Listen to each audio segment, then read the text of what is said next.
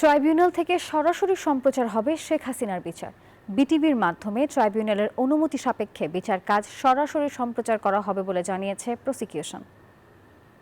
আগামীকালকে বিজ্ঞ চিফ প্রসিকিউটরের পক্ষ থেকে ফরমাল চার্জ দাখিলের সাথে সাথে আমরা ট্রাইব্যুনালে উক্ত ফরমাল চার্জের উপরে শুনানির বিষয়টি সরাসরি সম্প্রচার করার জন্য ট্রাইব্যুনালের বরাবর আবেদন করব।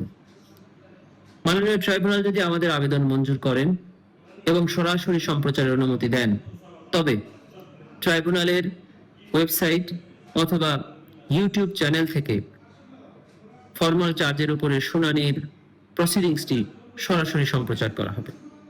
বাংলাদেশ টেলিভিশনেও উক্ত প্রসিডিংসটি সরাসরি সম্প্রচার করা হবে।